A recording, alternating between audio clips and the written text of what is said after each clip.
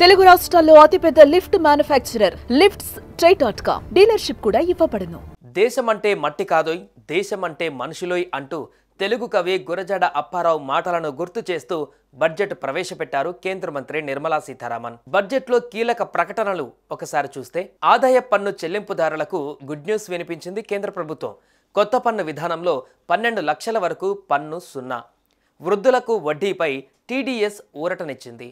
36 ఔషధాలకు basic customs duty తొలగించింది. బీమా రంగంలో ఎఫ్డిఐ 100% పెంచారు. వచ్చే వారం ఇన్కమ్ ట్యాక్స్ బిల్లు ప్రవేశపెడతామన్నారు నిర్మలమ్మ. గిగ్ వర్కర్లకు ఆరోగ్య బీమా కల్పిస్తున్నారు. కిసాన్ క్రెడిట్ కార్డుల పరిమితి 3 లక్షల నుంచి 5 లక్షలకు పెంచారు. కొత్తగా ప్రధానమంత్రి ధన్ ధాన్య కృషి యోజన కార్యక్రమంలో తీసుకువస్తున్నట్టు నిర్మలా సీతారామన్ ప్రకటించారు. దీని ద్వారా దేశంలో వెనుకబడిన 100 జిల్లాలలో వ్యవసాయ రంగ ప్రోత్సాహకానికి ఉపయోగపడుతుందని చెప్పారు. 1,70,00,000 మంది గ్రామీణ రైతులకు లబ్ధి చేకూరుతుందన్నారు. వలసలు అరికట్టడంపైన ప్రధానంగా దృష్టి పెడతామన్నారు. బీహార్లో మకానా బోర్డు ఏర్పాటుతో పాటు కిసాన్ క్రెడిట్ కార్డు పరిమితిని 3 నుంచి 5 లక్షలకు పెంచారు.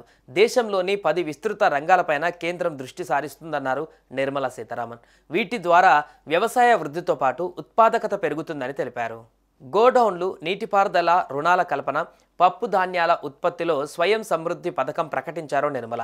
కంది, మినుములు, మైసూరు పప్పు కొనుగోళ్లకు నిర్ణయించారు. పండ్లు, కూరగాయల ఉత్పత్తికి కొత్త పథకం తెస్తున్నారు. స్టార్టప్ల కోసం 20 కోట్ల వరకు, ఎంఎస్ఎంఈలకు 10 కోట్ల వరకు రుణాలిచ్చేందుకు నిర్ణయించారు. తోలు పరిశ్రమలు, బొమ్మల రంగానికి బడ్జెట్లో చేయూతనిచ్చారు నిర్మల. కొత్తగా national institute of food processing సంస్థను ప్రారంభిస్తామన్నారు. మేక్ ఇన్ ఇండియా కోసం జాతీయ స్థాయి ప్రణాళిక రూపొందిస్తున్నట్లుగా చెప్పారు. అంగన్వాడీ కేంద్రాలకు కొత్త హంగులతో పాటు ప్రభుత్వ పాఠశాలల్లో బ్రాడ్బ్యాండ్ సేవలకు బడ్జెట్లో ప్రాధాన్యమిచ్చారు. సంస్కరణలు అమలు చేసే రాష్ట్రాలకు బడ్జెట్లో అదనపు నిధులు కేటాయించారు నిర్మల. మూలధన వ్యయానికి వడ్డీ లేకుండా 1,50,000 కోట్లు కేటాయించారు. నగరాల అభివృద్ధి కోసం అర్బన్ ఛాలెంజ్ ఫండ్, అంతర్రాష్ట్ర విద్యుత్ పంపిణీ కోసం కొత్త ప్రణాళిక ప్రకటించారు. వికసిత్ భారత్ కోసం న్యూక్లియర్ ఎనర్జీ మిషన్తో పాటు భూ రికార్డుల డిజిటలైజేషన్కు బడ్జెట్లో ప్రాధాన్యమిచ్చారు. హోమ్ స్టే కల్పించే వారికి ప్రభుత్వ రుణాలు, ఐఐటి, ఐఐఎస్సిలో కొత్తగా 10,000 ఫెలోషిప్స్కు బడ్జెట్లో నిధులు కేటాయించారు. బడ్జెట్లో 12 లక్షల వరకు ఇన్కమ్ ట్యాక్స్ మినహాయించింది. 12 నుంచి 16 లక్షల వరకు 15%, 16 నుంచి 20 లక్షలలోపు ఆదాయంపై 20%, 20 నుంచి 24 లక్షల వరకు 25% పన్ను విధిస్తారు. వచ్చే వారం కొత్త ఇన్కమ్ ట్యాక్స్ బిల్లును పార్లమెంటు ఆమోదం తెలిపే అవకాశం ఉంది. ఇక ఇన్సూరెన్స్ రంగంలో 100% ఎఫ్డిఐకి అవకాశం కల్పించారు. కస్టమ్స్ చట్టంలో 7 రకాల సుంకాలను తొలగించారు. క్యాన్సర్ ఔషధాలు, సర్జికల్ పరికరాలపైన సుంకాలు తగ్గించారు.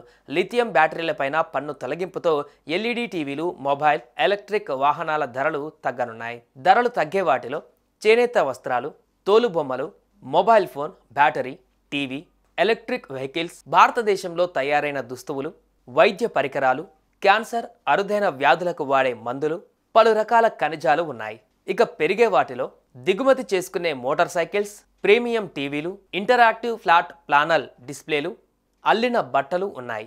కేంద్ర బడ్జెట్ రంగాల వారీగా కేటాయింపులు చూస్తే, రక్షణ శాఖకు 4,91,732 కోట్లు, గ్రామీణాభివృద్ధికి 2,66,817 కోట్లు, హోంశాఖకు 2,33,211 కోట్లు, వ్యవసాయం, అనుబంధ రంగాలకు 1,71,437 కోట్లు, విద్యకి 1,28,650 కోట్లు, ఆరోగ్యానికి 98,311 కోట్లు, పట్టణాభివృద్ధికి 96,777 కోట్లు, ఐటీ, టెలికాంకు 95,298 కోట్లు, విద్యుత్కి 81,174 కోట్లు, వాణిజ్యం, పరిశ్రమలకు 65,553 కోట్లు, సామాజిక సంక్షేమానికి 60,052 కోట్లు కేటాయించారు. సుమన్ టీవీలో మీ పర్సనల్ అండ్ బిజినెస్ ప్రమోషన్స్ కోసం కింది నెంబర్కి కాంటాక్ట్ చేయండి.